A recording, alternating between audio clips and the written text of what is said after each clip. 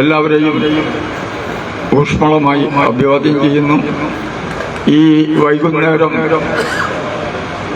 നിരവധി പ്രശ്നങ്ങൾ വീടുകളിൽ തന്നെയുള്ള നമ്മുടെ പ്രിയപ്പെട്ട തൊഴിലാളികൾ കുറച്ചു സമയം നമ്മുടെ സംഘടനയ്ക്ക് വേണ്ടി ഈ റോഡിലൂടെ പ്രകടനം നടത്തുകയും ഇവിടെ എത്തിയിരിക്കുകയുമാണ്. എന്തായാലും വൈകുന്നേരമായതുകൊണ്ട് നിങ്ങൾക്ക് വെയിലേൽക്കേണ്ടി വന്നില്ല. പക്ഷെ ഇന്ന് രാവിലെ പ്രകടനം നടത്തിയ സഹാക്കൾ വേർത്ത് കുഴിച്ച് മുഖം തുടയ്ക്കുന്ന കാഴ്ചയാണ് ഞാൻ കണ്ടത്. 10-11 മണിക്കാണ് തൃശ്ശൂരിലെ തൊഴിലാളികൾ പ്രകടനം നടത്തിയത്. എന്തായാലും അത്രയില്ലെങ്കിലും നിങ്ങളെല്ലാവരും അവരവരുടേതായിട്ടുള്ള ജീവിത പ്രശ്നങ്ങൾ മാറ്റിവെച്ചുകൊണ്ട് ഇന്ന് സംഘടനയ്ക്ക് വേണ്ടി മാത്രമല്ല നമ്മുടെ പൂർവികരായിട്ടുള്ള ജീവൻ ത്യജിച്ച രക്തസാക്ഷികളായിട്ടുള്ള തൊഴിലാളി സഹാക്കളെ ഏറെക്കുറെ 160 വർഷങ്ങൾ 140 വർഷങ്ങൾക്ക് മുമ്പ് നമ്മളൊന്നും ജനിക്കുന്നതിന് മുമ്പ് ലോകത്തിലെ തൊഴിലാളി വർഗത്തിനു വേണ്ടി 3 മുദ്രാവാക്യം മുന്നോട്ട് വെച്ചുകൊണ്ട് രക്തസാക്ഷിത്വം വഹിച്ച അതിൽ 4 പേർ തൂക്കിലേറ്റപ്പെടുകയുണ്ടായി. നിരവധി സഹാക്കൾ വെടികൊണ്ടുകൊണ്ടു ചിക്കാഗോ. അതാണ് ആ ദിനം ആചരിക്കാൻ കൂടി വേണ്ടിയാണ് നമ്മുടെ തൊഴിലാളികൾ ഇന്ന് അവിടെ എത്തിപ്പെട്ടിട്ടുള്ളത്. എന്താണ് ചിക്കാഗോവിൽ 1886 സംഭവം. എന്താണ് അവിടെ സംഭവിച്ചത്? അവിടെ 3 മുദ്രാവാക്യം വെച്ചു. തൊഴിലാളികൾ അവരുടേതായിട്ടുള്ള ഒരു 3 മുദ്രാവാക്യം ലോകത്തിൽ ആദ്യമായി. അന്നത്തെ ലോക തൊഴിലാളി വർഗത്തിന്റെ അവസ്ഥ എന്താണെന്നറിയാം നിങ്ങൾക്ക്? 400 വർഷമായിട്ടുള്ള തൊഴിലാളി വർഗം എന്ന് പറഞ്ഞിട്ട് ഒരു സംഘടിത ഫാക്ടറി തൊഴിലാളി വർഗം ഉയർന്നു വന്നിട്ട്, അതും യൂറോപ്പിലാണ്. ബ്രിട്ടനിലും ജർമ്മനിയിലുമൊക്കെ ആയിട്ടാണ് വ്യവസായിക വിപ്ലവം നടന്നത്. യൂറോപ്പിലുടനീളം അങ്ങനെ തൊഴിലാളി വർഗം എന്ന് പറഞ്ഞിട്ട് പുതിയൊരു വർഗം ഉണ്ടായി വന്നു, ഫാക്ടറികൾ ഉണ്ടായി. എന്തായിരുന്നു സ്ഥിതി എന്നറിയോ? 14, 18, 20 മണിക്കൂറുകൾ ജോലി ചെയ്യുന്ന അവസ്ഥ. അതും 8, 10 വയസ്സായ കുട്ടികൾ പോലും. അങ്ങനെ പുകപിടിച്ച ഫാക്ടറികളുടെ ഒരു ഭാഗം ഷെഡ് കെട്ടി അവിടെ താമസിപ്പിക്കുകയാണ്. 24 മണിക്കൂറും അവരവിടെ ഉണ്ടാവും. അവിടുന്ന് ഏറെക്കുറെ 10-18 മണിക്കൂർ ഈ ഫാക്ടറിയിലേക്ക് കടത്തിവിടുകയും അങ്ങനെ യാതൊരു തൊഴിൽ നിയമങ്ങളും ഇല്ലാതെ പ്രവർത്തിച്ചുകൊണ്ടിരിക്കുകയും ചെയ്തുകൊണ്ടാണ് ഇന്ന് ഒരു പരിഷ്കൃത ലോകം, ആധുനിക ലോകം ഉയർന്നു വന്നത്. അവരുടേതായ കൊടിയ വിയർപ്പിൽ നിന്നും രക്തത്തിൽ നിന്നുമാണ്. ആ കാലഘട്ടം കഴിഞ്ഞു ഒരു 100-200 വർഷം കഴിഞ്ഞിട്ടാണ് ചിക്കാഗോ സംഭവം ഉണ്ടാകുന്നത്. അമേരിക്ക പുതുതായി വ്യാവസായിക വിപ്ലവത്തിൽ എടുത്തു ചാടുന്ന കാലം. ചിക്കാഗോവിൽ വെച്ച് ഒരു 3 മുദ്രാവാക്യം ഉയർത്തി അവിടുത്തെ തൊഴിലാളി വർഗം. ആ 3 മുദ്രാവാക്യം ഇവിടെ നമ്മുടെ സ്വാഗത പ്രാസം ഞാൻ പറഞ്ഞു. 8 മണിക്കൂർ ജോലി, 8 മണിക്കൂർ വിശ്രമം, 8 മണിക്കൂർ വിനോദം. ഇത് ഞങ്ങൾക്ക് അനുവദിച്ചേ പറ്റൂ എന്ന് പറഞ്ഞുകൊണ്ട് അവര് നടത്തിയ പോരാട്ടത്തിന് അന്നത്തെ ഭരണകൂടം നേരിട്ടത്, ആ മുതലാളി വർഗത്തിന്റെ പ്രതിനിധികളായിട്ടുള്ള ഭരണകൂടം നേരിട്ടത് തോക്കുകൊണ്ടാണ്. ആ തോക്കുകൊണ്ട് അവർ നിരവധി പേരെ അവിടെ വെച്ച് തന്നെ വെടിവെച്ചു. അതിന്റെ നേതാക്കളായിട്ടുള്ള 4 പേരെ തൂക്കിയും കൊന്നു പിന്നീട്. അങ്ങനെ ആ സംഭവം ലോക തൊഴിലാളി വർഗത്തിന് അങ്ങേയറ്റത്തെ ആഘാതം. എങ്കിലും വളരെ താമസിയാതെ തന്നെ ലോകത്തിലെ തൊഴിലാളി വർഗ സംഘടനകൾ ഒന്നിച്ചു ചേരുകയും ഈ മുദ്രാവാക്യം രാജ്യത്തെ മുഴുവൻ ജനങ്ങളും, ലോകത്തിലെ മുഴുവൻ ജനങ്ങൾക്കും ഉയർത്തിപ്പിടിക്കേണ്ടതുണ്ടെന്ന് പ്രഖ്യാപിക്കുകയും ആ മുദ്രാവാക്യം മുന്നോട്ട് വെച്ചുകൊണ്ട് പോരാട്ടങ്ങൾ വിവിധ രാജ്യങ്ങൾ, പ്രത്യേകിച്ച് യൂറോപ്പിലുടനീളം ആ പോരാട്ടങ്ങളുടെ ഫലമായിട്ടാണ് നമ്മൾ ഇന്ന് 8 മണിക്കൂർ ജോലി ചെയ്യുന്നത്. അല്ലെങ്കിൽ നമ്മളെ 14 മണിക്കൂറോ 20 മണിക്കൂറോ ജോലി ചെയ്യിക്കാൻ ഈ മുതലാളിത്ത ഭരണകൂടത്തിന് സാധിക്കുമായിരുന്നു. അവരുടെ പട്ടാളത്തിനും പോലീസിനും കഴിയായിരുന്നു. ഇന്ത്യയിലും വാസ്തവത്തിൽ ഒരു 10-100 വർഷങ്ങൾക്ക് മുമ്പ് 12-14 മണിക്കൂർ ജോലി ചെയ്യുന്നതായിട്ടുള്ള അവസ്ഥ ഉണ്ടായിട്ടുണ്ട്. ഈ കേരളത്തിൽ ഉണ്ടായിട്ടുണ്ട്. ഞാനൊക്കെ ജോലിക്ക് ചേരുന്ന സമയത്ത് അപ്പോഴേക്ക് 8 മണിക്കൂർ നിലവിൽ വന്നിട്ടുണ്ട്. 1946 ഞാൻ ഒരു യൂറോപ്യൻ കമ്പനിയിൽ ജോലിക്ക് ചേർന്നത് 8 മണിക്കൂർ ജോലി, 8 മണിക്കൂർ വിശ്രമം, 8 മണിക്കൂർ വിനോദം എന്ന ആ മുദ്രാവാക്യം അപ്പോഴേക്കും ഈ ഭരണകൂടം അംഗീകരിച്ചിരുന്നു, മുതലാളിമാർ അംഗീകരിച്ചിരുന്നു. അത് വളരെ ഈസി ആയിട്ട് സംഭവിച്ചല്ല. അതിന് രക്തം കൊടുത്ത ഒരു തൊഴിലാളി വർഗം ഈ ലോകത്തിലുണ്ട്. അവരെ സ്നേഹിക്കുകയും ബഹുമാനിക്കുകയും ചെയ്യാൻ വേണ്ടി ആ കാര്യം നിർവഹിക്കാനാണ് നമ്മൾ ഇന്നിവിടെ ഒന്നിച്ചേർന്നത്. ഈ സന്ദർഭത്തിൽ 3-4 കാര്യങ്ങൾ നിങ്ങളോട് പറയേണ്ടതായിട്ടുണ്ട്. ഒന്ന്, പ്രധാനമായിട്ടും നമ്മുടെ യൂണിയനെ സംബന്ധിച്ചാണ്. നമ്മുടെ യൂണിയൻ ഇവിടെ പറഞ്ഞു ഒരു 10-13 വർഷം മുമ്പ് ഒരു പുതിയ യൂണിയനാണ്. 10-13 വർഷം മുമ്പ് മഹാനായ ഇന്ന് ഏറെക്കുറെ 2-3 വർഷമായി ജയിലിലാണ് അദ്ദേഹം അബു സാഹിബ് എന്നാണ് പേര്. അദ്ദേഹം നിങ്ങൾക്കറിയാം, നിങ്ങളിൽ പലർക്കും അറിയാത്തവർ കുറച്ചേ ഉണ്ടാവുള്ളൂ. അദ്ദേഹം ഈ കേരളത്തിലുടനീളം നടന്നുകൊണ്ടാണ് SDPI എന്ന പാർട്ടി കെട്ടിപ്പടുക്കുക. അതിന്റെ മുന്നേയും അദ്ദേഹം പല സംഘടനകളും കെട്ടിപ്പടുക്കുന്നുണ്ട്. അദ്ദേഹവും ഞാനുമായിട്ടുള്ള സൗഹൃദം 1977 ഞാൻ ജയിലിൽ നിന്ന് വന്നത് മുതലാണ്. അന്ന് മുതൽ ഏറെക്കുറെ 50 വർഷമായിട്ട് ഞങ്ങൾ തമ്മിലുള്ള സൗഹൃദമുണ്ട്. അദ്ദേഹം ഒരു വലിയ മനുഷ്യനാണെന്ന് എനിക്കറിയാം. അതുകൊണ്ട് തന്നെ അദ്ദേഹത്തോട് കേരളത്തിലെ ഏതൊരു നേതാവിനോടുള്ളതിലും ബഹുമാനം എനിക്കുണ്ട്. നിസ്വാർത്ഥനായിട്ടുള്ള ഒരു മനുഷ്യൻ. അദ്ദേഹം ഒരു അധ്യാപകനാണ്. ആ അധ്വാനം കൊണ്ട് കിട്ടുന്ന ബലം പോലും അദ്ദേഹം ജനങ്ങൾക്ക് വേണ്ടി ചെലവഴിച്ചിട്ടുണ്ട്. ആ അദ്ദേഹമാണ് ഈ യൂണിയന് വേണ്ടി ആ ഒരു കൊടി തീരുമാനിക്കുകയും കൊടി ഉണ്ടാക്കുകയും ആ കൊടി ഒരു വലിയ യോഗത്തിൽ നിന്ന് എൻ്റെ കയ്യിൽ തന്നുകൊണ്ട്, വാസവട്ട നമുക്കൊരു യൂണിയൻ വേണം. ആ കൊടിയും പിടിച്ചുകൊണ്ട് ഞാനും 12ഓളം യുവ സുഹൃത്തുക്കളും നമ്മുടെ ബസ് സ്റ്റാൻഡ്, പുതിയ ബസ് സ്റ്റാൻഡ് നിങ്ങൾ കണ്ടിട്ടുണ്ട് കോഴിക്കോട്ടെ, അവിടെ പോയി നിന്ന് ആ കൊടി ഉയർത്തിപ്പിടിച്ചുകൊണ്ട് ഞാനൊരു പ്രസംഗം ചെയ്തു. പ്രസംഗമല്ല, നിങ്ങൾക്കറിയാലോ ഞാനിങ്ങനെ സംസാരിക്കുകയുള്ളൂ. അങ്ങനെ സംസാരിച്ചു. ഒരു 1/2 മണിക്കൂർ സംസാരിച്ചുകൊണ്ട് അവസാനത്ത് ഞാൻ മാത്രമേ സംസാരിച്ചു. ആ 10-12 പേര് ഉള്ള യൂണിയനിൽ നിന്ന് ഇതാ ദൂരെ നിങ്ങൾ ഇവിടെ ഇതാ 100 കണക്കിന് സാക്കള് പ്രകടനം നടത്തിയിരിക്കുന്നു, ഇവിടെ വന്നിരിക്കുന്നു.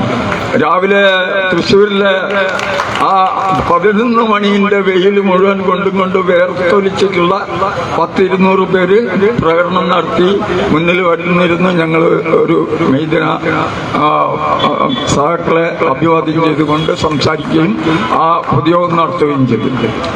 ഇത് മാത്രമല്ല, കേരളത്തിന് പുറത്തും കേരളത്തിന്റെ എല്ലാ ജില്ലകളിലും മെയ്ദിന നമ്മുടെ കൊടി, STTUവിന്റെ കൊടി ഉയർത്തിപ്പിടിച്ചുകൊണ്ട് മെയ്ദിന പരേഡുകൾ നടത്തുകയും മെയ്ദിന പൊതുയോഗങ്ങൾ നടത്തുകയും മെയ്ദിനത്തിലെ ചിക്കാഗോയിലെ രക്തസാക്ഷികൾക്ക് അഭിവാദ്യം പറയുകയുണ്ടായി.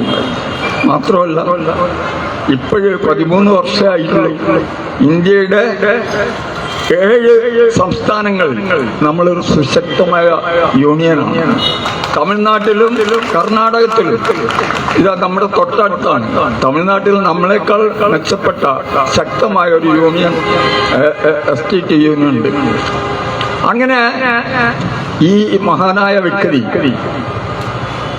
പ്രിയപ്പെട്ട അബു സാഹേബ് അദ്ദേഹം ഇന്ന് ജയിലിലാണെന്നുള്ളത് മാത്രമല്ല, അദ്ദേഹം രോഗബാധിതമാണ്. വലിയ ഒരു രോഗം, മാരകമായിട്ടുള്ള ഒരു രോഗം, ക്യാൻസർ ബാധിച്ചുകൊണ്ട് ആ പ്രയാസങ്ങളെല്ലാം സഹിച്ചുകൊണ്ട് വളരെ ആത്മവിശ്വാസത്തോടു കൂടി ജീവിക്കുന്നിടത്തോളം കാലം ഈ പ്രസ്ഥാനത്തിന് വേണ്ടി ജീവിക്കുന്നുള്ള ഉറച്ച വിശ്വാസത്തോടു കൂടി യാതൊരു പതർച്ചയുമില്ലാതെ അദ്ദേഹം ജയിലിൽ ജീവിക്കുന്നു എന്നാണ് ഞാൻ മനസ്സിലാക്കുന്നത്. ഒരു പക്ഷേ ഒരു പ്ലെയിൻ തെറ്റിയിട്ടില്ലായിരുന്നെങ്കിൽ ഞാൻ ഒരു പക്ഷേ ഈ അടുത്ത ദിവസം ഒരു മാസം മുന്നേ അദ്ദേഹത്തെ പോയി കാണുമായിരുന്നു. ടിക്കറ്റെല്ലാം ശരിയായതാണ്, ഞാൻ റെഡിയായി നിന്നതാണ്. 4 മണിക്ക് പുറപ്പെടേണ്ട സമയത്ത് ഏറെക്കുറെ ഒരു 12 മണിക്ക് ആ യുദ്ധം വന്നല്ലോ. അതിന്റെ അടിസ്ഥാനത്തിൽ ഏതോ കാരണത്തല്ല ആ ടിക്കറ്റ് ക്യാൻസൽ ചെയ്തിരിക്കുന്നു ഉള്ള അറിയിപ്പാണ് കിട്ടിയത്. അതുകൊണ്ട് പോകുന്നത്. എന്തായാലും അദ്ദേഹത്തിന്റെ പിന്നെ ആയുസ് ദീർഘകാലം അദ്ദേഹം ജീവിക്കട്ടെ എന്ന് ആത്മാർത്ഥമായി പ്രാർത്ഥിച്ചുകൊണ്ട് പ്രതീക്ഷിച്ചുകൊണ്ട് നിങ്ങളോട് യൂണിയനെ സംബന്ധിച്ച് കാര്യങ്ങൾ, ഈ സാർവദേശീയമായി ഇന്ന് നടന്നുകൊണ്ടിരിക്കുന്ന കാര്യങ്ങൾ, ദേശീയമായി നമ്മൾ നേരിടുന്ന പ്രശ്നങ്ങളെല്ലാം സംഗ്രഹിച്ച് കുറച്ച് കാര്യങ്ങൾ പറയാനാണ് ഞാൻ ഉദ്ദേശിക്കുന്നത്. ഇന്ന് നമ്മൾ നേരിടുന്ന ഏറ്റവും പ്രധാനപ്പെട്ട പ്രശ്നം ഈ ഭരണകൂടം തന്നെയാണ്. BJP ഭരണകൂടം തന്നെയാണെന്ന് നമ്മൾ അഭിമുഖീകരിക്കുന്ന പ്രധാനപ്പെട്ട പ്രശ്നം. അവരുടെ ഇപ്പൊ ട്രംപ് കണ്ടില്ല നിങ്ങൾ കളിക്കുന്നത്. അവന് ലോകത്തിലെ ഏറ്റവും വലിയ ശക്തനായ മനുഷ്യനാണ്. എന്തുകൊണ്ട്? ഏറ്റവും ധനാഢ്യമായിട്ടുള്ള ഒരു രാജ്യത്ത്, ഏറ്റവും അധികാരമുള്ള ഒരു രാജ്യത്ത് ആ ഒരു ഭരണാധികാരിയാണ്. എന്നിട്ടോ ഇപ്പോഴും കളിക്കുന്നത് എന്താണ്? ഏത് കുട്ടിക്കും മനസ്സിലാവും. അവൻ പരിഹാസ്യമായ രീതിയിൽ ഒരു ഭ്രാന്തന്റെ കളിയാണ് കളിക്കുന്നത്. ഏത് രാജ്യത്തിനെയും ആക്രമിക്കാം. ഏത് രാജ്യത്തിനോടും ഒരു 10-20% തീരുവയുള്ള സമയത്ത് അവൻ പ്രഖ്യാപിക്കുകയാണ്, നിനക്ക് 200% പിന്നെ തീരുവ പ്രഖ്യാപിച്ചു. അങ്ങനെ എല്ലാ രാജ്യത്തും അവന്റെ സൗഹൃദ രാജ്യങ്ങൾക്കും അടിച്ചു. അങ്ങനെ റഷ്യൻ എണ്ണ വാങ്ങുന്നെന്ന് പറഞ്ഞിട്ട് ഇന്ത്യക്ക് ഒരു 100% തീരുവ. ഇതൊക്കെ ഭ്രാന്ത്. എപ്പോഴും തീരുവ തീരുമാനിക്കുന്നത് 2 രാജ്യങ്ങൾ പരസ്പരം ഇരുന്ന് അവരുടെ ബന്ധപ്പെട്ട മന്ത്രിമാരോ ഉദ്യോഗസ്ഥന്മാരോ കൂടിയിരുന്ന് പരസ്പരം ബഹുമാനത്തോടു കൂടി തീരുമാനിക്കുന്നതാണ് തീരുവ. അതിന് പകരം അവനങ്ങ് തീരുമാനിക്കുകയാണ്. സ്വന്തം സുഹൃത്തുക്കൾ പോലും പിന്നെ പടങ്ങുന്ന ഒരവസ്ഥയിലേക്ക് എത്തി. ഇപ്പം കണ്ടില്ലേ യൂറോപ്പ് അവന്റെ പിന്നിൽ നിന്നാണ്. ഇപ്പം സ്പെയിന്, ഫ്രാൻസ്, ബ്രിട്ടൻ ബ്രിട്ടനായിരുന്നു അവന്റെ പിന്നെ അമേരിക്കന്റെ പ്രധാന പങ്കാളി. അവര് പോലും തെറ്റി നിൽക്കുകയാണ്. അപ്പം ഇത്തരം ഒരു ലോക പരിതസ്ഥിതിയാണുള്ളത്. ഇവിടെയാണ് വെച്ചാല് പിന്നെ നമ്മുടെ അമേരിക്കയുടെയും ഇസ്രായേലിന്റെയും പ്രധാന പങ്കാളിയാണ് നമ്മുടെ ഭരണാധികാരി മോദി. എല്ലാവർക്കും പൊതു സ്വഭാവം എന്താണെന്നുള്ളത് പത്രം വായിക്കുന്ന നിങ്ങൾക്ക് എല്ലാവർക്കും അറിയാം. നമ്മളെ സംബന്ധിച്ചിടത്തോളം ഈ നമ്മുടെ മുന്നിൽ നിന്ന് എത്തിയിരിക്കുന്നത് നമ്മൾക്ക് 1926 മുതൽ ഇന്ത്യൻ തൊഴിലാളി വർഗം പോരാടിക്കൊണ്ട് നേടിയ തൊഴിലാളി വർഗത്തിന് വേണ്ടിയിട്ടുള്ള കുറെ നിയമങ്ങൾ ഉണ്ടായി. ആദ്യം 40ഓളം നിയമങ്ങളുണ്ട്. ആ 40ഓളം നിയമങ്ങൾ വെട്ടിച്ചുരുക്കി 29 നിയമങ്ങൾ. ആ 29 നിയമങ്ങൾ ഇപ്പം 4 കോഡാക്കി മാറ്റി. ആ കോഡാക്കി മാറ്റിയതിന്റെ ഇടയിൽ എന്ത് ചെയ്തു? തൊഴിലാളി വർഗത്തിന് അനുകൂലമായിട്ടുള്ളതെല്ലാം തന്നെ ഭേദഗതി മുതലാളിമാർക്ക് അനുകൂലമാക്കി മാറ്റി തീർത്തു. അങ്ങനെ അവര് മാറ്റി തീർത്ത പ്രധാനപ്പെട്ട നിയമങ്ങൾ മാറ്റി തീർത്തു എന്നത് മാത്രമല്ല, അവര് നമ്മുടെ ഈ പിന്നെ ഈ മാറ്റി തീർത്തിട്ടുള്ള നിയമങ്ങൾ ഒരു 5-6 നിയമങ്ങൾ നിങ്ങൾ അറിഞ്ഞിരിക്കണം. ഈ ഫാക്ടറി ആക്ട്, മിനിമം വേതന നിയമം, പേയ്മെന്റ് ഓഫ് വേജസ് ആക്ട്, കർഷക തൊഴിലാളി നിയമം, പ്രതിവാര അവധി നിയമം മുതലായിട്ടുള്ള 29ഓളം നിയമങ്ങളാണ് ഇപ്പോഴ് 4 കോഡുകളാക്കിയത്. ഈ 4 കോഡുകൾ ആക്കിയപ്പോൾ ഇതിൻ്റെതായിട്ടുള്ള എല്ലാം മാറ്റി തീർത്തുന്നില്ല, മാത്രമല്ല എല്ലാം അനുകൂലമാക്കി ഭൂഷാസിക്ക് കോർപ്പറേറ്റുകൾക്ക് അനുകൂലമാക്കി മാറ്റി തീർക്കുകയാണ് ചെയ്തിട്ടുള്ളത്. ഇതിനെ ഞാൻ ഒരു തൊഴിലാളിയായിട്ട് നിങ്ങൾക്കറിയാം, 1946 ഒരു ഫാക്ടറിയിൽ, ഒരു യൂറോപ്യൻ ഫാക്ടറിയിൽ തൊഴിലാളിയായി ചേർന്നിട്ടുള്ള ആളാണ് ഞാൻ. ആ 46 തന്നെ നടന്ന 3 മാസം നീണ്ടുന്ന ഒരു സമരത്തിൽ കൊടിയും പിടിച്ച് ഞാൻ ആ ഒരു ഫാക്ടറി മുന്നിൽ നിന്നിട്ടുണ്ട്. എല്ലാ പ്രവർത്തനോർജവും ഉണ്ടായിരുന്ന കാലമായതുകൊണ്ട് എല്ലാ ദിവസവും ഞാൻ ആ ഫാക്ടറിക്ക് മുന്നിൽ വൈകുന്നേരം സാക്കളോടൊപ്പം വൈകുന്നേരം വരെ സാക്കളോടൊപ്പം ആ കാലഘട്ടത്തിൽ ഈ നിയമങ്ങള് പിന്നെ നമ്മൾക്ക് എത്രമാത്രം അനുകൂലമാണ് നേരിട്ട് അനുഭവിച്ച ആളാണ്. ഫാക്ടറി ആക്ട് ഇല്ലായിരുന്നെങ്കിൽ ആ 2 കൊല്ലം ഞാൻ ആ ഫാക്ടറിയിൽ ജോലി ചെയ്യാറുന്നില്ല. എന്നെ പിരിച്ചുവിടാനുള്ള ആ നോട്ടീസിനെ നേരിട്ടത് വക്കീല് ഈ നിയമങ്ങളൊക്കെ ഉദ്ധരിച്ചുകൊണ്ടാണ്. അത്തരം നിയമങ്ങൾ കൊണ്ടാണ് ഒരു തൊഴിലാളി ഫാക്ടറിയിൽ സുരക്ഷിതനായിരിക്കുന്നത്. അല്ലെങ്കിൽ അവർക്ക് ഇഷ്ടമല്ലെങ്കിൽ ഒരു സംഘടന ആ പ്രവർത്തനം നടത്തിയിരിക്കുന്നു എന്ന് തോന്നിയാൽ അവർക്ക് പിരിച്ചുവിടാൻ പറ്റും. ഈ നിയമങ്ങളാണ് അവരൊക്കെ സംരക്ഷിച്ച് നിർത്തിയത്.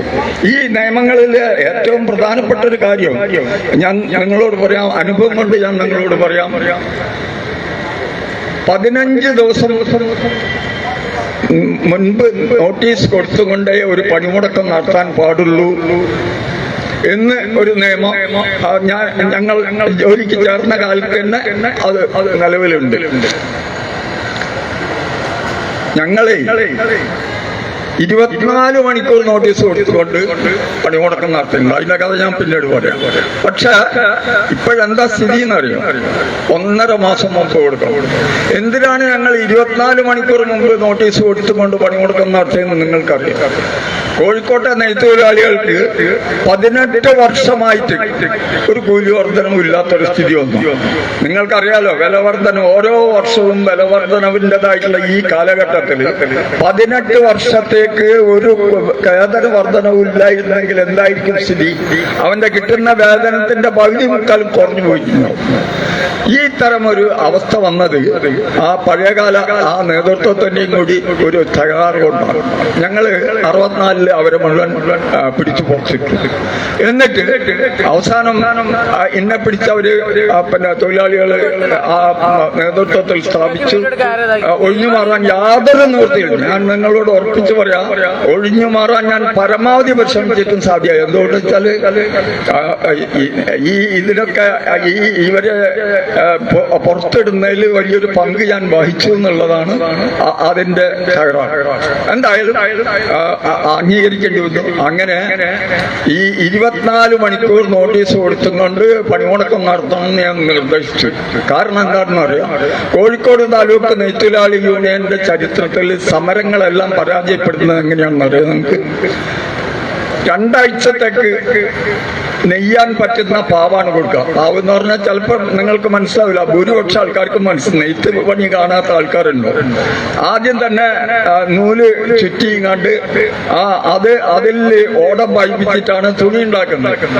അപ്പൊ ആ ചുറ്റുന്ന തന്നെയാണ് പാവ് എന്ന് പറയുന്നത്. ആ പാവ് 1-2 ആഴ്ചത്തേക്ക് മാത്രമാണ് പിന്നെ ഒരു സമയത്ത് ചുറ്റുക.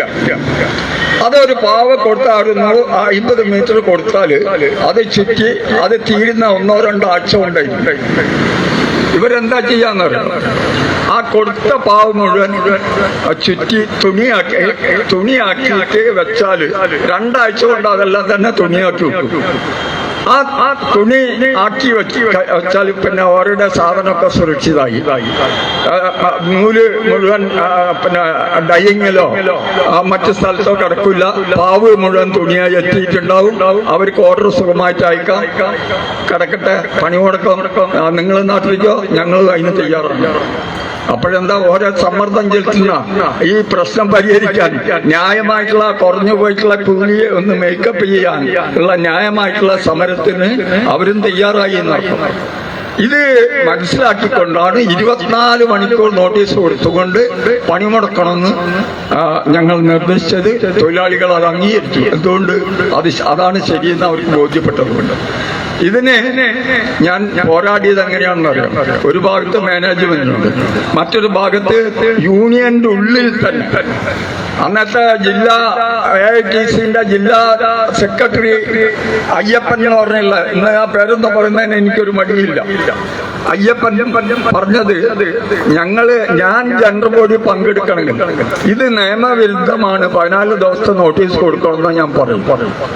അല്ലെങ്കിൽ ഈ പണിമുടക്കം വിജയിപ്പിക്കാൻ സാധിക്കില്ല എന്നാണ് അയാളുടെ ഞാൻ പറഞ്ഞേ. നിങ്ങൾ ജനറൽ ബോഡി പങ്കെടുക്കണ്ട, നിങ്ങൾ ജനറൽ ബോഡി പങ്കെടുക്കണ്ട, നിങ്ങൾ ജനറൽ ബോഡിയിൽ സംസാരിക്കുകയും വേണ്ട, നിങ്ങൾ ടൗൺ ഹാളിന്റെ പുറത്ത് നിന്നാൽ മതി, അകത്തേക്ക് കയറണ്ട. അങ്ങനെയാണ് ജനറൽ ബോഡി ചേർന്നത്. അങ്ങനെ തൊഴിലാളികൾ ഏകകണ്ഠമായിട്ട് തീരുമാനിക്കുകയും ചെയ്തു. അങ്ങനെ പണിമുടക്കി. അയ്യപ്പൻ പറഞ്ഞത് മലയാളിമാർ പറഞ്ഞു, ഞങ്ങള് ഇത് നിയമവിരുദ്ധമായ പണിമുടക്കാണ്, കൺസിലിയേഷനിൽ ലേബർ ഓഫീസർ വിളിച്ച കൺസിലിയേഷനിൽ പങ്കെടുക്കില്ല എന്ന് പറഞ്ഞു. പിറ്റേന്ന് 7ഓളം മുതലാളിമാരെ ഞങ്ങൾ ഗരാവ് ചെയ്തു. അവിടെ നിൽക്കി, നിങ്ങൾ എന്തായാലും കൺസിലിയേഷനിൽ പോകില്ലല്ലോ, ഞങ്ങൾ എന്തായാലും പണിമുടക്കത്തിലാണ്, എന്തായാലും നിങ്ങളും അവിടെ ഇരിക്കും, നിങ്ങൾ ഈ ഫാക്ടറിയിൽ ഇരിക്കും, ഞങ്ങള് പിന്നെ പ്രശ്നം തീരുമാനമാക്കിയതിന് ശേഷം പോയാൽ മതി എന്ന് ഞങ്ങൾ പറഞ്ഞു.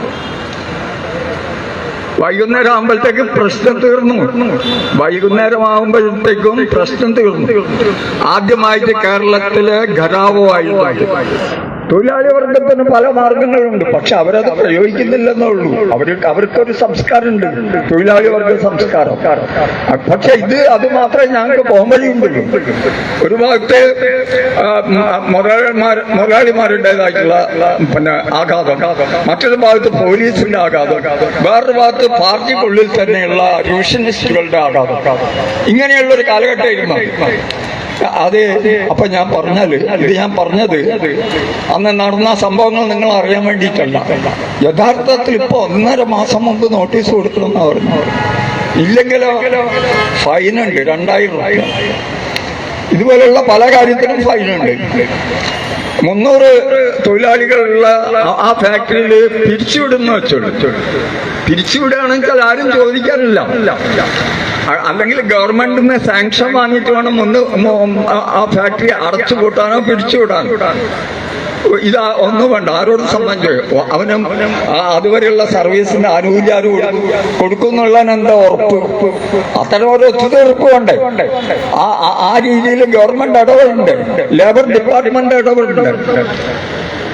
അത് മാത്രമാണോ?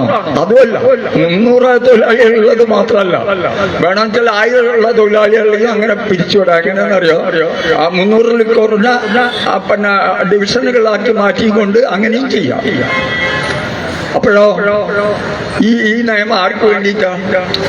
ഈ നിയമം തൊഴിലാളി വർഗത്തിന് വേണ്ടിയിട്ടാണോ? എല്ലാ മുതലാളിമാർക്ക് വേണ്ടി. ഇങ്ങനെയാണ് കോഡ് 4 കോഡാക്കുന്ന സമയത്ത് പുതിയ രീതിയിൽ തൊഴിലാളി വർഗത്തിനെ ആക്രമിക്കുന്ന വകുപ്പുകൾ കൂട്ടിച്ചേർത്തിരിക്കുകയാണ്. ഇതുകൊണ്ടാണ് നമ്മൾ ഇതിനെ എതിർക്കുന്നത്. അതുപോലെയുള്ള വിവിധ രൂപത്തിൽ ഈ മോദി ഗവൺമെന്റ് തൊഴിലാളി വർഗത്തിനെ ആക്രമിക്കുന്നതായിട്ടുള്ള ഒരു സ്ഥിതിവിശേഷം പരസ്യമായി തന്നെയാണ് ഈ തൊഴിൽ നിയമങ്ങളോട് വന്നിരിക്കുന്നത്. ഈ മേഖലത്തിൽ ഇതിനെതിരായിട്ടുള്ള ശക്തമായിട്ടുള്ള പോരാട്ടം നമ്മൾ ഒരു ചെറിയ യൂണിയൻ ആണെങ്കിലും അവസാനം വരെ നമ്മൾ ഇതിനെതിരെ പൊരുതിക്കൊണ്ടിരിക്കും എന്ന് നമ്മൾ പ്രതിജ്ഞ ചെയ്യണം. അതാണ് എനിക്ക് ഒന്നാമതായി നിങ്ങളോട് പറയാനുള്ളത്. മറ്റൊരു കാര്യം എനിക്ക് പറയാനുള്ളത്, ഈ മെയ് ദിനമായതുകൊണ്ട് ഇതൊരു സാർവദേശീയ ദിനമാണ്. ഈ സാർവദേശീയ ദിനത്തിൽ ഇപ്പോഴ് ഒരു യുദ്ധം നടക്കുകയാണ്. ഈ യുദ്ധം ഹോർമുസിലാണ് ഇപ്പൊ കേന്ദ്രീകരിച്ചിരിക്കുന്നത്. ഇറാനെതിരെയുള്ള ഒരു യുദ്ധമാണ്. എന്താ കാരണം? ഇറാന് വാസ്തവത്തിൽ ഇറാന്റെ പരമാധികാരത്തിൽപ്പെട്ട ചില കാര്യങ്ങൾ ഇറാൻ ചെയ്യുന്നു. ആറ്റം ബോംബ് ഉണ്ടാക്കിയത് സോവിയറ്റ് യൂണിയനും, ആദ്യം അമേരിക്കയും പിന്നെ സോവിയറ്റ് യൂണിയനും. ഇവർ രണ്ടുപേരും ആരോടും ചോദിച്ചിട്ട വേറൊരു രാജ്യത്തിന്റെ പരമാധികാരത്തിനോട് ചോദിച്ചുകൊണ്ടാണോ ഈ രണ്ട് രാജ്യങ്ങൾ ഉണ്ടാക്കിയത്? പിന്നെ ഇസ്രായേൽ ഉണ്ടാക്കി, ചൈന ഉണ്ടാക്കി, ഇന്ത്യ ഉണ്ടാക്കി, പാകിസ്ഥാൻ ഉണ്ടാക്കി, വടക്കേ കൊറിയ ഉണ്ടാക്കി. ഇതൊക്കെ ആരോടും ചോദിച്ചിട്ട, ആരെങ്കിലും സമ്മതം കൊടുത്തിട്ട. ഇപ്പം ഇറാൻ ആറ്റം ബോംബ് ഉണ്ടാക്കാൻ വേണ്ടിയിട്ട് പിന്നെ ആറ്റം ശേഖരിച്ചുകൊണ്ടിരിക്കുന്നു എന്നാണ് കാരണം. അതുകൊണ്ട് അത് ചെയ്യാൻ പാടില്ല. അത് ഞങ്ങൾ പിന്നെ തകർക്കും. പിന്നെ നിങ്ങളെ തന്നെ, ഇറാനെ തന്നെ തകർക്കും. ഇറാന്റെ പൊടി പോലും കാണിക്കില്ല എന്നാണ് അവസാനം പിന്നെ ട്രംപ് പറഞ്ഞു. പറച്ചില് വലിയ ക്യാമൻ തന്നെയാണ് ട്രംപ്. ലോകത്തിലെ ഭരണാധികാരികളായിട്ടുള്ള പറച്ചിലുകാരിൽ മമ്പൻ തന്നെയാണ് ട്രംപ് എന്ന് ഇപ്പം ലോകം മനസ്സിലാക്കി കഴിഞ്ഞു. ഇപ്പോഴ് വെള്ളം കുടിക്കാൻ ഇപ്പം പിന്നെ നമ്മുടെ കടലെടുക്കലും വെള്ളം കുടിക്കാണ്. പിന്നെ ഇറാന്റെ അടുത്തും വെള്ളം കുടിക്കാണ്. സംഭാഷണത്തിന് വന്നിട്ടില്ലെങ്കിൽ പിന്നെ ഇറാനെ പൊടിയാക്കുന്നതാണ്. സംഭാഷണത്തിന് മധ്യസ്ഥത്തിനും വഴങ്ങുന്നില്ലെങ്കിൽ ഇറാനെ പൊടിയാക്കും. ഇറാനിപ്പോ എന്താ പറയുന്നത്? നിൽക്കട്ടെ, ഞങ്ങളിപ്പം അങ്ങനെ ആലോചിക്കുന്നില്ല. എന്താണെന്ന് വെച്ചാല് 10,000 പട്ടാളത്തിനെ കപ്പലിൽ ഇറക്കുന്നതെന്നാ പറഞ്ഞു. ഇറാൻ കരയിൽ ഇറക്കുന്ന 20,000 പട്ടാളത്തിനെ വേറെ കപ്പലുകളിൽ തയ്യാറാക്കി വെച്ചിരിക്കുന്നു എന്നായിരുന്നു. നിങ്ങൾ 2 ആഴ്ച മുന്നത്തെ പത്രങ്ങൾ നോക്കിയാൽ മതി. നിങ്ങളൊക്കെ ഒരുപക്ഷെ നിങ്ങൾ അത് വായിച്ചിട്ടുണ്ടാവും. നമ്മളൊക്കെ വിചാരിച്ച് ഇറാനെ പൊടിയാക്കാൻ പോവുകയാണ് വരുന്നത്. പക്ഷെ ഇറാൻ പറഞ്ഞു, ശരി വന്നോളൂ, ഞങ്ങളും കരയുദ്ധത്തിന് തയ്യാറാണ്.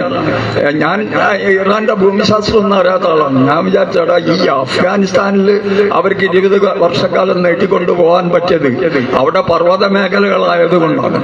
ആ ഗറില്ല വാർഫെയർ കൊണ്ട് ശ്വാസം മുട്ടിക്കുകയാണ് ചെയ്തത് അവർ. റഷ്യൻ, അമേരിക്കൻ, അങ്ങനെയാണ് അവർ രക്ഷപ്പെട്ടത്. ഈ മേഖല ഇറാൻ അങ്ങനെ പർവ്വത പ്രദേശങ്ങളൊന്നും ഇല്ലാത്ത സ്ഥലമല്ലേ. വെറും മണലാരണ്യങ്ങളും കരഭൂമിയാണ്. പിന്നെയൊക്കെ കടലുമാണ്. എങ്ങനെയാ അവർ ഗറില്ല വാർഫെയറിലൂടെ മുന്നോട്ട് പോകുക? ഗറില്ല വാർഫെയർ അല്ലാണ്ട് ഈ സാമ്രാജ്യ രാജ്യങ്ങളോട് എന്താ ഗതി? അങ്ങനെയൊക്കെ ഭയന്നതാണ്. പക്ഷെ പിന്നീടാണ് ഞാൻ അതിന്റെ ഭൂമിശാസ്ത്രം മനസ്സിലാക്കുന്നത്. പർവ്വതങ്ങളുടെ അഫ്ഗാനിസ്ഥാനേക്കാളും വലിയ പർവ്വത നിരകളാണ് ഇറാനിലുള്ളത്. മണലാരണ്യങ്ങളും എത്ര കാലം ദീർഘകാലം വേണമെങ്കിലും അവിടുന്ന് അമേരിക്കൻ സൈന്യത്തിന് വെള്ളം കുടിക്കും. അങ്ങനെ ദീർഘകാലമൊന്നും വേണ്ട. ഈ 10 ലക്ഷം പട്ടാളം ഇപ്പൊ തന്നെ ഇറാൻ തയ്യാറാക്കി വെച്ചതുണ്ട്. അതിനുള്ള പരമമായ പിന്നെ ആയുധങ്ങളും ശേഖരിച്ചിട്ടുണ്ടെന്ന് ഇപ്പം ലോകം മുഴുവൻ മനസ്സിലായല്ലോ.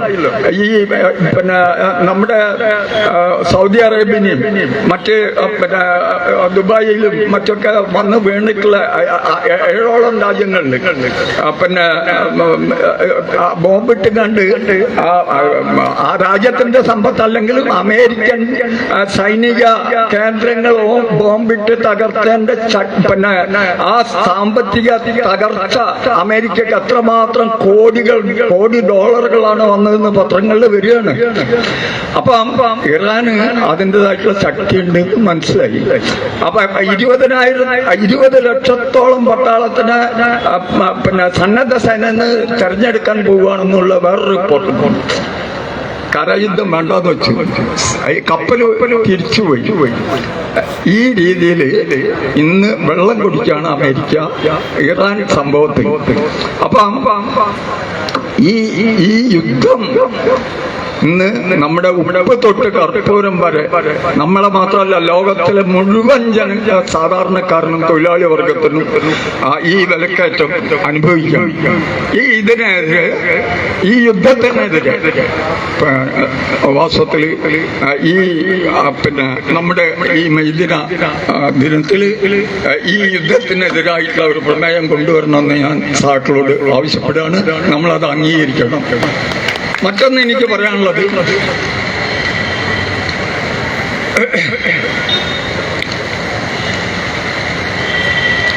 ഈ നമ്മുടെ മോദി ഗവൺമെന്റ് കൊണ്ടുവന്നിട്ടുള്ള ഒരുപാട് ആഘാതങ്ങൾ നമ്മളെ മാത്രമല്ല ജനങ്ങളെ മൊത്തം തന്നെ ഉണ്ടാക്കിയിട്ടുണ്ട്. അവര് നമ്മളോട് പറയുന്ന എന്താണെന്ന് അറിയാം, ഞങ്ങള് ഇത്ര കൊല്ലത്തിന്റെ ഇടയിൽ സൂപ്പർ പവർ ആവുമെന്ന് പറഞ്ഞുകൊണ്ടാണ് അവരുടെ എല്ലാ ചെയ്തികളും മനോഹരമായിട്ടുള്ള യുവത്വത്തിന് മനോഹരമായിട്ടുള്ള ആ ഒരു ചിത്രം മുന്നോട്ട് വെച്ചു കൊടുക്കുകയാണ്. വലിയ സ്വപ്നങ്ങൾ മുന്നോട്ട് വെച്ചുകൊണ്ട് അവര് ചെയ്യുന്ന എന്താണ്, ഈ സൂപ്പർ പവർ ആവുമെന്ന് പറഞ്ഞുകൊണ്ട് എന്താ ചെയ്ത് പ്രധാനമായിട്ട് ഒന്ന് രണ്ട് കാര്യങ്ങൾ ഞാൻ നിങ്ങളോട് ചൂണ്ടിക്കാണിക്കാം. അവരുടെ ചെയ്തികളുടെ രൂപം നമ്മൾ മറക്കരുത്. ആ നോട്ട് നിരോധനം നിങ്ങൾ ആലോചിച്ച് നോക്കി. നോട്ട് നിരോധനം ഈ രാജ്യത്തിന് എത്രമാത്രം കഷ്ടപ്പെടുത്തി എന്ന് നിങ്ങൾ ആലോചിച്ച് നോക്കി. എന്തിനു വേണ്ടിയിട്ടായിരുന്നു? ഇവര് വിഡ്ഢിയായിട്ടല്ല, ഈ ചായക്കച്ചവടക്കാരനാണ് മോദി എന്നാണ് പിന്നെ അന്ന് പല റിപ്പോർട്ടുകളും പറഞ്ഞത്. പക്ഷെ അയാൾ അത്ര വിഡ്ഢിയല്ല. ഈ രാജ്യത്തെ കോർപ്പറേറ്റുകൾക്ക് വേണ്ടി എത്ര കോർപ്പറേറ്റുകൾ അവരെ വളർത്തിയെടുത്തു എന്നുള്ളതിനെ സംബന്ധിച്ച് ഞാൻ പിന്നീട് കണക്ക് പറയാം. ഈ കോർപ്പറേറ്റുകൾക്ക് വേണ്ടിയിട്ടാണ് അത് ചെയ്തത്. ഈ 2.5 ലക്ഷം ചെറുകിട സ്ഥാപനങ്ങൾ കൂട്ടി. ഒരു ചെറുകിട സ്ഥാപനത്തിൽ 100, 150, 200 പേര് ഉണ്ടാവും. 300, 400, 500 പേരുള്ള ഫാക്ടറികൾ നമ്മൾക്ക് അവിടെ പിന്നെ കോഴിക്കോട്ട് ഉണ്ടായിരുന്ന ഞാൻ പറഞ്ഞു നെയ്ത്ത് ഫാക്ടറി. ആ തരം ചെറുകിട ഫാക്ടറികള് 2.5 ലക്ഷം ഫാക്ടറികൾ കൂട്ടിപ്പോയി. എന്തിനു കൂട്ടിച്ചു? എങ്ങനെ കൂട്ടിച്ചു? നോട്ട് നിരോധനം നടത്തി ബാങ്കുകൾ അവർക്ക് ലോൺ കൊടുത്തില്ല. ഇതിന്റെ ദൈനംദിന വിൽപ്പനയും നിർമ്മാണവും ഇല്ലെങ്കിൽ ഫാക്ടറി നിൽക്കും. അത് അല്ലെങ്കിൽ അത്ര സമ്പന്നരായിരിക്കണ്ടേ. ആ രീതിയിലാണ് 2.5 ലക്ഷം സ്ഥാപനങ്ങൾ. ഈ ഓരോ ഫാക്ടറിയിലും നിങ്ങൾ ചുരുങ്ങിയത് കൂട്ടിക്കൊള്ളി ഒരു 250 പേരുണ്ടെന്ന് വെച്ചോളൂ. എത്രയായി 2.5 ലക്ഷം ഫാക്ടറികൾ? അവിടുത്തെ നിർമ്മാണം അവര് നിർമ്മിക്കുന്നതിന്റെ മുഴുവൻ കച്ചവടം ആർക്ക് കിട്ടി? കോർപ്പറേറ്റുകൾ. അവര് വലിയ മിഷനറി വെച്ചുകൊണ്ട് ആ കോർപ്പറേറ്റുകളെ രക്ഷിക്കാൻ വേണ്ടിയിട്ടാണ് അവര് ഈ രീതിയിലുള്ള പ്രവർത്തനം. അങ്ങനെ കോർപ്പറേറ്റുകളെ വളർത്തി അവരുടേതായിട്ടുള്ള അദാനിയെ സംബന്ധിച്ച് ഒരൊറ്റ ഉദാഹരണം മതി. ഈ അദാനിയെ സംബന്ധിച്ച് ഞാൻ 48 കോർപ്പറേറ്റുകളെ സംബന്ധിച്ച് ഛർദ്ദിക്കാൻ തുടങ്ങിയ ആളാണ്. എന്തുകൊണ്ട് വെച്ചാൽ കമ്മ്യൂണിസ്റ്റ് നേതാക്കന്മാർ കോർപ്പറേറ്റുകൾ അന്ന് കുത്തകൾ എന്നാണെന്ന് പറയാം. ഈ ടാറ്റാ, ബിർള, ഗോയങ്ക, സിംഗാനിയ അവരുടെയൊക്കെ ആസ്തി ഇത്ര 400 കോടി, 350 കോടി, അങ്ങനെ ആ കണക്കുകളാണ് പറയാം. ചെറുപ്പമായതിനെ കൊണ്ട് ഈ കണക്കുകൾ ഇങ്ങനെ ശ്രദ്ധിക്കുന്ന ഒരു രീതിയുണ്ട് എനിക്ക്. അങ്ങനെ അവരുടെ ഇതായിട്ടുള്ള ആസ്തി അത് 400, 500 ആവുന്നതും 1000 ആവുന്നതും 1000 കോടി ആവുന്നതും ഒക്കെ ഞാൻ ഇങ്ങനെ ശ്രദ്ധിച്ചുകൊണ്ട് ഇപ്പോഴും ഈ കോർപ്പറേറ്റുകളുടെ ആസ്തി ഞാൻ ശ്രദ്ധിക്കുന്നുണ്ട്. ഈ കോർപ്പറേറ്റുകൾ ലക്ഷക്കണക്കിന് കോടി. അങ്ങനെ റിലയൻസ് ആയിരുന്നു ഇതുവരെ മുന്നിൽ. ഇപ്പോഴും വെറും 10, 15 കൊല്ലമായിട്ടുള്ള അദാനി വന്നിട്ട്. പക്ഷെ അദാനി ഇപ്പൊ ഏറ്റവും മുന്നിലാണ്. ലോകത്തിലെ ലോക സമ്പന്നന്മാരിൽ ഇന്ത്യയിൽ എണ്ണപ്പെടുന്ന ഒരാൾ മാത്രമാണ് അദാനി. ആര് വളർത്തി? മോദി വളർത്തി. അങ്ങനെ ഈ രാജ്യത്തെ സമ്പത്ത് മുഴുവൻ കോർപ്പറേറ്റുകളുടെ കീശലാക്കി കൊടുക്കുക. നിങ്ങൾ GDP ശ്രദ്ധിക്കാറുണ്ടോ? അധികം ആൾക്കാരും ശ്രദ്ധിക്കാറുണ്ട്. നിങ്ങൾ ശ്രദ്ധിക്കണം. നമ്മുടെ GDP എന്ന് പറഞ്ഞാലേ നമ്മുടെ അധ്വാനിക്കുന്ന വർഗം, വേർപ്പൊഴുക്കുന്ന വർഗം, അവര് സൃഷ്ടിക്കുന്നതാണ്. തൊഴിലാളി വർഗവും കൃഷിക്കാരും. ഇന്ത്യയുടെ ഒരു വർഷത്തെ അല്ലെങ്കിൽ ഒരു രാജ്യത്തിന്റെ ഒരു വർഷത്തെ മൊത്തം ഉൽപാദനത്തിനാണ് GDP എന്ന് പറയുന്നത്. ആ GDP നമ്മുടെ GDPയുടെ 60% 1% വരുന്ന കോർപ്പറേറ്റുകളുടെ കയ്യിലാണ്. ആ കോർപ്പറേറ്റുകൾ ബ്രാഹ്മണ, ക്ഷത്രിയ, വൈശ്യ വിഭാഗമാണ്. ഇത് നമ്മൾ അറിഞ്ഞിരിക്കണം. നമ്മുടെ അധ്വാനിക്കുന്ന ഈ ഭൂരിപക്ഷം വരുന്ന 7%, 70%. ഈ 70%-ത്തിന് 7%. ഇന്ത്യൻ GDPയുടെ 7%-മാണ് 70% വരുന്ന അധ്വാനിക്കുന്നവർക്ക്. ഞങ്ങളോട് നുണ പറയാണ് ഞാൻ പറയാൻ പറ്റുമോ ഇത്തരം ഒരു കാര്യത്തിന്? അപ്പൊ ആ 77, പിന്നീട് 23% ആർക്ക്? ഇടത്തരക്കാർ. അങ്ങനെയാണ് കണക്കുകൾ വരുന്നത്. ഏറെക്കുറെ ഞാൻ ഒരു 4 കൊല്ലം മുന്നേ ഒരു തവണ എനിക്ക് ഇന്ത്യൻ GDP ചൈനയുടെ GDP കിട്ടി. അപ്പൊ നോക്കുന്നേരം ഇവര് സൂപ്പർ പവർ ആണെന്ന് പറയുന്നതിന്റെ പൊള്ളത്തരം ഞാൻ അപ്പോഴാണ് മനസ്സിലാക്കുന്നത്. 1200 ലക്ഷം കോടിയാണ് ചൈനയുടെ GDP. ഇവരുടെ 370 കോടി. ഇന്ത്യൻ്റെ അവരാണ് പറയുന്നത് ലോകത്തിന്റെ സൂപ്പർ പവർ ആവണമെന്നാ പറയുന്നത്. പക്ഷെ ഇവിടെ എന്താണ്, ഏഷ്യൻ്റെത് പോലും ആവില്ല. ചൈനയാണെന്ന് വെച്ചാല് പിന്നെ ഈ അമേരിക്കനെ ഓവർടേക്ക് ചെയ്യാൻ വെറും 5 വർഷം മതി. അതാണ് ഇപ്പോഴത്തെ ഈ യുദ്ധത്തിന്റെ ഒക്കെ അടിയിലുള്ള കാര്യം. ഇറാനെതിരായും മറ്റ് രാജ്യങ്ങൾക്കെതിരായും ഒക്കെയുള്ള പോരാട്ടത്തിന്റെ, അമേരിക്കയുടെ പോരാട്ടത്തിന്റെ ഈ താരിഫ് വർദ്ധിപ്പിക്കൽ അവരുടെ സാമ്പത്തിക ഗതികേട് കൊണ്ടാണ്. അത് ഈ ചൈനനെ ഓവർടേക്കാൻ, ചൈന അമേരിക്കനെ, ലോക പോലീസുകാരനെ, ലോകത്തിലെ ഏറ്റവും വലിയ സമ്പന്നനെ നീ താഴേരി നീ മുകളിൽ അങ്ങനെ ഇരിക്കണ്ട എന്ന് പറയാൻ പോകുന്നു എന്ന് ലോകത്തിന് മനസ്സിലായിരിക്കുന്നു, അമേരിക്കക്കും മറ്റു രാജ്യങ്ങൾക്കും മനസ്സിലായി. ഇതൊരു പക്ഷേ നിങ്ങളിൽ അധികം ആൾക്കാരും കേട്ടിട്ടുണ്ട്. പത്രത്തില് ചില ഒളിഞ്ഞും തെളിഞ്ഞത് വന്നിട്ടുണ്ട്. ഇതാണ് പ്രശ്നം, അടിസ്ഥാന പ്രശ്നം. ഇറാൻ യുദ്ധമായാലും മറ്റ് യുദ്ധങ്ങളായാലും താരിഫ് പ്രശ്നമായാലും ഇതിൻ്റെയൊക്കെ അടിയിൽ അമേരിക്കയും ചൈനയും തമ്മിൽ GDPയുടെ കാര്യത്തിൽ, ഉൽപാദനത്തിന്റെ കാര്യത്തിൽ വലിയ മത്സരം നടന്നു.